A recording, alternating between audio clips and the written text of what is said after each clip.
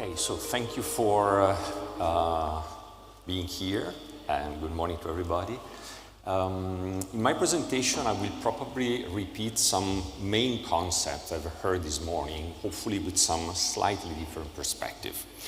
Let me start with a very simple and a bit bold statement. Bold statement is that most probably 100 years ago, we made a mistake in the sense that we developed a mobility model based on the personal ownership of the car. Of course, it's a retrospect mistake, but it was a mistake. You can see here from the density of the cars in the world, they are ranked by density. You can see at the top they are the US. It's almost a one-to-one relationship, people and cars. Let me focus also on Italy, which is my personal point of view. We are 60 million people, 45 million cars, so it's a huge density of cars. As a consequence, it's an obvious consequence, you can see that the usage of the car is quite tiny. You can see here some figures. They are the perspective of Europe. Let's focus on Italy. 2021, drop down up to, so today in Italy we have an average of just 8,000 kilometers per year per car, which is a very tiny use of this car. So huge amount of cars, let's say, barely used. You can see here from a different perspective, we make a recent data analysis on real data in Italy. Let's say 85% of the cars in Italy in 2022 are used less than 5% of the time. Let me make another, let's say, simple and bold statement. Let me push a bit, simplify a bit.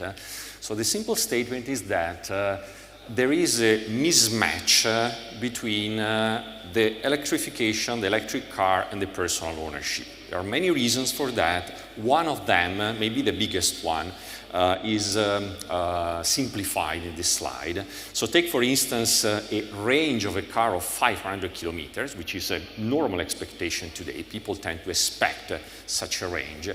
Let's remember that a lithium-ion battery can be recharged at least 1,200 times, but most likely 1,500 times, which means that the life of this battery is higher than 600,000 kilometers. So match with the average mileage per year in Italy is less than 8,000 kilometers per year. So it's clear that a private user will never really use the largest of the amount of the possibility of the battery. Being the battery the most sophisticated, most materially intensive, and most critical part of the electric car, you can see that so a personal user, personal owner user is doomed not to use the potential of the battery. The typical objection I get is that, okay, we can use vehicle to grid, so private car can be used as an accumulator for distributed generation. Yes, in principle, yes, but why using a sophisticated battery technology designed for a mobile application for local storage? There are two different levels of technology you need, and you are carrying around a big battery pack just for the 5% of the time. And finally, you can see the statistics in Milano. 50% of the cars are parked on the road. So you don't have this nice situation with, let's say, photovoltaic production of generation in your house and so on and so forth. So it's an objection, but in practice, this is a direction which is hardly feasible. So in the two main directions of mobility, so from fossil fuels to electric, from personal to shared, we can conclude that there is a big mismatch between the personal and the electric. There is a fantastic match between shared and electric. It's a perfect fit. Why? Because in the sharing model, we have large mileage, globally optimized recharge, which is another major advantage, shorter trips, smaller vehicles. So there is a list of factors that tend to say that it's a perfect combination if we put together shared and electric. Again, the typical objection at this point I get is that people don't like give up personal ownership. People like to have their own cars. This is true, so you can see here some charts, focus on that from McKinsey. This is true for over 50, over 60 people like me. So we was born with the idea of my personal car as a symbol of freedom. So for us, it's difficult to give up with the idea of property. But if you go down with the ages, so young people are much more ready, and they welcome much more the idea of moving away from property and going to a simple usage of the car. Talking about car sharing, consider that Milano today is one of the cities in the world with one of the best developed services of car services. We have different services, well organized, but still is a niche. So let me say it doesn't work. Why doesn't work? It doesn't work because if you need to give an attractive level of service, so I have to find anytime a car in just a few minutes walk, this is the level of service, you need a huge amount of cars, and so you go down again to the low mileage per car, and so the end of the story is high cost for the user and or, in this case, both, non-profits for the provider. So it's an intrinsic deadlock. There is nothing wrong with the service provided in Milano today or around the world today, but simply cannot work. The solution is the autonomous car. So the autonomous car is the enabler. Notice that you can have in mind a robotaxi, but also a simple, let's say, autonomous valet parking that carries the car to you and get the car away from you, and then you drive, you personally drive. You don't really need to be driven by the autonomous driver, but the really weak point are catching the car and leaving the car. With this model, with just a small number of vehicles, you can give a very attractive level of services with few cars. You get a high mileage per car, and so at the end of the story is low cost for the user and profits for the provider. We made a very interesting analysis using a huge amount of real data. So we have a collaboration with an Italian insurance company that have 5 million black box insurance telematic box in the cars in Italy. We made an in-depth analysis. You can see here in Milano, we focused on the cars having 90% of the trips that start and end inside this big radius of 10 kilometers around Milano. And those are we simulated, like having a valet parking autonomous service. And these are the data. You can see you can replace 40,000, more than 40,000 cars, private cars, with 4,000 share cars. So the ratio is 11 down to 1. Average mileage is almost 50,000 kilometers per year, which is very good for the electric car. Level of service, waiting time, slightly more than 2 minutes, which is an extremely high level of service. You call the car, 2 minutes, you find the car, let's say in front of your house. Notice that this model is scalable. You can say, okay, Milano is a big city, is a very dense city, is a special case. This is not true. We tested also with small or mid-sized cities in Italy. This is Padua, for instance. You can see 10 kilometers take all the neighborhood of Padua. The same story, a slightly different efficiency. In that case is 8 down to 1. It's not 11 down to 1, but still it's a huge amount of saving of resources. So, the conclusion, to put it in a very simple way, is that, let me use the Latin term, the consecutio, which means what is the right sequence of the events. We estimated in Italy that no more than 20-25% of the car can be changed from internal combustion engine to electric cars keeping the private ownership model in a sustainable way. You can force 100%, you can, of course, but it's not really sustainable, doesn't make any sense. The sustainable part of the replacement of private cars is no more than 20-25%. Then we need the autonomous technology, then we can move to the mobility as a service, the car sharing, the mobility on demand, and that type of mobility service is perfect for the full electrification. So we need to follow this path with this order. And you can see that I like to say that autonomy is an enabling technology. I like to say it's going to be a big bang of the mobility revolution. Without that, we cannot really change the mobility scenario.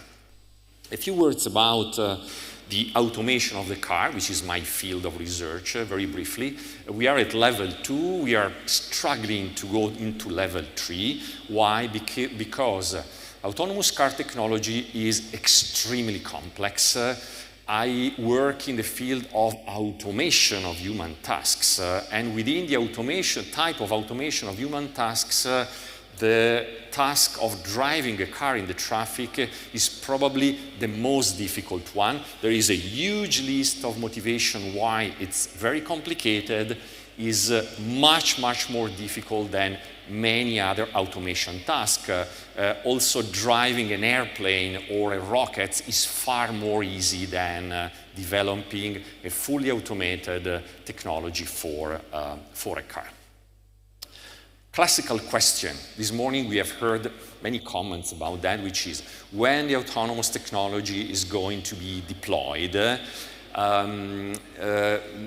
correct answer is nobody really knows. I like to use this chart from my former colleagues of McKinsey, which is a bit iconic from my point of view. And this is the prediction, is a prediction chart. So move to 35. So what is the percentage of car that will be autonomous level 3 or more in 35? The prediction is between 10 and 95%, which is actually, we don't know. We don't know. It's a right answer. It's not a silly answer. It's the right answer. It's the right answer San Francisco because police are investigating it's mostly an issue of, so it was the San Francisco, sorry, it was a lot of noise. It was the San Francisco accident, and the San Francisco accident told us that there is, I call it a political dilemma, a major political dilemma. Let me, let's say, describe this political dilemma in a very simple way. Compared to scenarios, scenario 1, we introduce now massively autonomous cars when they are slightly safer than humans. So on average, we can estimate that today the technology of the autonomous car is slightly better than average human driver. This is the situation today. That's a rough estimation we can do. Or we delay the introduction until nearly perfect. Will take probably 10 to 15 years or something. Question, what is the right decision from a political point of view? The right decision is obviously the first one. You can save in the US over 50 years 500,000 lives. So from a rational point of view, it's an obvious decision. Notice that policymakers today tend to make the second decision. The second decision, the motivation is that it's a cultural issue, especially for Western country. I talk about Europe, I talk about US, and so on. So the question are we ready to accept the error of technology? No. In Italy, we have 3,000 killed people for stupid human driver per year, but we do not accept one single accident of an autonomous car from technology. We are not ready, and it's a funny situation where, in some sense, the good for the individual is playing against the good for all. So we put the spot on the single accident of technology, and we totally forget all the people have been saved by this technology. So it's a bit of a mismatch between the reality and the emotion. And so the question is, who will be the winner in AV technology? My answer is, will be the countries that will balance at best this risk and the opportunity. If you don't balance risk and opportunity, you simply go in the wrong direction. This is my dream. It's not just my dream, it's why I work in this field. So it's a long-term vision of our city, which means a few cars, small, electric, fully autonomous, a lot of freedom for what is called the active mobility, so bicycle, e-bikes, walking, and so on. This is the dream world we are aiming for with this autonomous car technology. A couple of comments. The first, don't remember that virtualization of mobility is going very fast, especially after pandemic. So from one side, we have been talking about the Uberization of the mobility, so mobility as a service with autonomous technology. On the other hand, what is booming is what I call the Amazonization of mobility. So people move less and less. We have to move the goods. So a lot of projects. This is one of our projects. It's a small vehicle for last mile delivery, again, electric, autonomous, and so on. So there will be more and more projects in the direction of autonomous goods mobility instead of simply people mobility. The second comment is that, remember, mistake number one we did more than 100 years ago is the concept of personal ownership of the car. The second mistake was that we mixed together function and fun. What do I mean? Today, let's say all the cars, or almost the car, are personally owned, and in the car we see both the function and the emotion, or the function of the fun. Typically, it's 90% function. I have to go from A to B, and 10%, let's say, the emotion to drive or to own something.